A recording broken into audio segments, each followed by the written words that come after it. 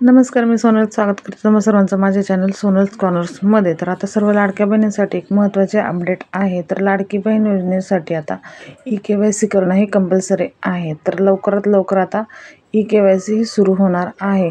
आधी जेव्हा लाडकी बहीण योजनेची अपात्रता मोहीम राबवण्यात आली त्यामध्ये निकष लावण्यात आले होते। त्यामध्ये एक निकष असा होता की ई-KYC करणं हे बंधनकारक असणार आहे आणि ही KYC दरवर्षी जून महिन्यामध्ये करायची आहे। तर आता चालू वर्षाची ई-KYC आता लवकरात लवकर सुरू होणार आहे। तर त्या संदर्भातला JR सुद्धा आता आलेला आहे।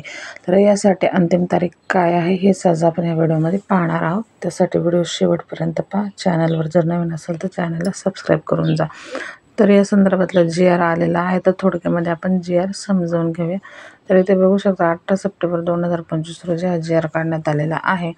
मुख्यमंत्री माझी लाडकी बहीण या योजनेअंतर्गत पात्र लाभार्थी महिलांची पडताळणी आणि प्रमाणीकरण करण्यासाठी ई-KYC माध्यमातून आधार ऑथेंटिकेशन करण्यास मान्यता देण्याबाबत। तर आता थोडक्यामध्ये प्रस्तावना काय आहे ते सुद्धा इथे आपण समजून घेऊया। तर इथे बघू शकता राज्यातील महिलांच्या आर्थिक स्वातंत्र्यासाठी आणि त्यांच्या आरोग्य आणि पोषणात सुधारणा करण्यासाठी आणि कुटुंबातील त्यांच्या निर्णायक भूमिका मजबूत करण्यासाठी महाराष्ट्र राज्यात मुख्यमंत्री माझी लाडकी बहीण योजनेची प्रभावी अंमलबजावणी करण्यात येत आहे।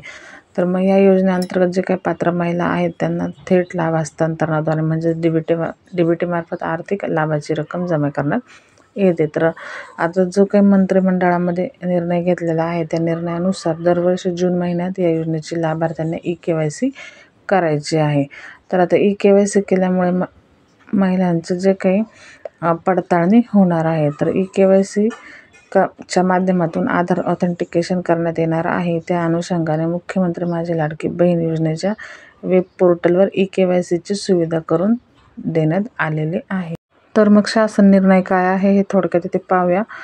तर इथे बघू शकता तुम्ही मुख्यमंत्री माझी लाडकी बहीण या योजनेअंतर्गत पात्र लाभार्थी महिलांची पडताळणी आणि प्रमाणीकरण करण्यासाठी ई-KYC माध्यमातून आधार ऑथेंटिकेशन करण्यास शासन मान्यता देण्यात येत आहे। तसंच मुख्यमंत्री माझी लाडकी बहीण या योजनेच्या वेबसाईटवर सदरची ई-KYCची सुविधा उपलब्ध करून देण्यात आलेली आहे। त्या अनुषंगाने या वेब पोर्टलवर लाभार्थ्यांना प्रत्यक्षात ई-KYC बाबत करावयाची कार्यवाहीची माहितीचा फ्लोचार्ट परिशिष्ट अ मध्ये देण्यात आलेला आहे। त्यानुसार सदर योजनेअंतर्गत पात्र लाभार्थी महिलांची पडताळणी आणि प्रमाणीकरण चालू आर्थिक वर्षात या परिपत्रकाच्या दिनांकापासून 2 महिन्याच्या आत पूर्ण करणे बंधनकारक आहे। तर सदर कालावधीत ज्या लाभार्थ्यांनी आधार ऑथेंटिकेशन केले नाही ते पुढील कार्यवाहीस पात्र राहतील याची कृपया नोंद घ्यावी। म्हणजे जे काही ई-KYC करणार नाहीत अशांना पुढील कार्यवाहीस म्हणजेच अशा महिला यामधनं अपात्र सुद्धा होऊ शकतात।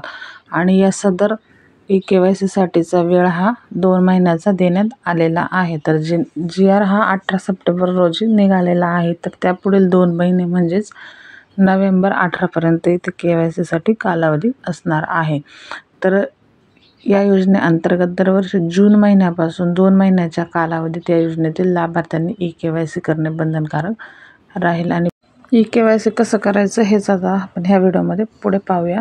तर इथे बघू शकता तुम्हाला सर्वात आधी ladkibaheen.maharashtra.gov.in ह्या वेबसाईटला जायचं आहे। त्यानंतर तुम्हाला होम पेजवरती ई-KYC बॅनर ऑप्शन दिसेल त्या ऑप्शनवरती जाऊन क्लिक करायचं आहे। त्यानंतर ई-KYCचा फॉर्म उघडेल ज्यामध्ये लाभार्थ्यांनी आधार क्रमांक आणि पडताळणी संकेतांक कोड म्हणजेच कॅप्चा भरायचा आहे। त्यानंतर आधार प्रमाणीकरणासाठी संमती दर्शवायची आहे म्हणजे तुमची यासाठी संमती आहे। त्यावर क्लिक केल्यावरती तुम्हाला एक OTP येईल। त्या OTP आल्यानंतर तुम्हाला तुमचं KYC याआधी पूर्ण झालं आहे की नाही ते समजेल। जर आधीच पूर्ण झालेला आहे तर तुम्हाला होय असा संदेश येईल। जर नसेल झालं तर तुम्हाला आधार क्रमांक लाभार्थ्यांच्या मंजूर यादीत आहे की नाही हे पुन्हा एकदा तपासला जाईल। म्हणजे जे काय अपात्रता मोहीम राबवली जात होती ज्यामध्ये अर्जांची पडताळणी होत होती, जर तुम्ही अपात्र असाल तर तुम्हाला नाही असा मेसेज येईल। म्हणजेच तुमचा आधार क्रमांक मुख्यमंत्री माझी लाडकी बहीण योजनेच्या पात्र यादीत नाही असा तुम्हाला मेसेज येईल। आणि जर तुम्ही पात्र असाल तर तुम्हाला लाभार्थ्यांच्या मोबाईलवर प्राप्त झालेला OTP जो काही तुम्हाला OTP आला असेल तो सबमिट बटनावरती जाऊन क्लिक करायचा आहे। त्यानंतर तुम्हाला तुमच्या ई-KYC पेजवरती जाऊन तुमच्या पती किंवा वडील यांचा आधार क्रमांक टाकायचा आहे। त्यानंतर एक कॅप्चा येणार आहे तो कॅप्चा पूर्ण भरायचा आहे। पुन्हा एकदा प्रमाणीकरणासाठी संमती दर्शवायची आहे आणि सेंड OTP ह्या बटनावरती क्लिक करायचं आहे। यानंतर तुमचा पती किंवा वडिलांच्या मोबाईलवरती एक तुम्हाला OTP येईल, तो OTP घ्यायचा आहे, पुन्हा इथे सबमिट करायचं आहे आणि पुढे क्लिक करायचं आहे। नंतर तुम्हाला लाभार्थ्यांना एक डिक्लेरेशन फॉर्म खाली असणार आहे, तो पण सबमिट करायचा आहे। तर यामध्ये सर्वात आधी तुम्हाला जात प्रवर्ग पर्याय निवडायचा आहे, तुमची कास्ट कोणती आहे इथे निवडायचं आहे। त्याचबरोबर डिक्लेरेशनमध्ये तुम्हाला माझ्या कुटुंबातील सदस्य नियमित कायम कर्मचारी म्हणून सरकारी विभाग, उपक्रम, मंडळ किंवा भारत सरकार किंवा राज्य सरकारच्या स्थानिक संस्थेमध्ये कार्यरत नाही किंवा मग सेवानिवृत्तीनंतर निवृत्तीवेतन घेत नाहीत, इथे होय आहे की नाही हे करायचं आहे।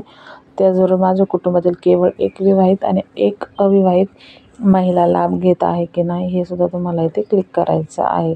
त्यानंतर चेकबॉक्सवरती जायचं आहे, क्लिक करायचं आहे आणि सबमिट बटनावरती जाऊन तुम्हाला पुढे क्लिक करायचं आहे। त्यानंतर सक्सेस असं येईल, मग सक्सेस झालं तर इथे तुमची eKYC पूर्णपणे यशस्वी झालेली आहे। तर अशा प्रकारे तुम्ही तुमची eKYC करू शकता। तर अजून तरी eKYC चालू झालेली नाही आहे, तर येत्या पुढच्या काही दिवसामध्ये eKYC लवकरात लवकर सुरू होईल, त्यावेळेस नक्कीच eKYC करून घ्या। तर हीच होती एक महत्त्वाची अपडेट। तर व्हिडिओ कसा वाटला हे नक्की कमेंट करा। व्हिडिओ जास्तीत जास्त लाडक्या बहिणींपर्यंत शेअर करा आणि चॅनलवर जर नवीन असेल तर चॅनलला सबस्क्राईब करून जा। असेच महत्त्वाचे अपडेट व्हिडिओ सर्वात आधी आपल्या चॅनलवरती तुम्हाला मिळतील।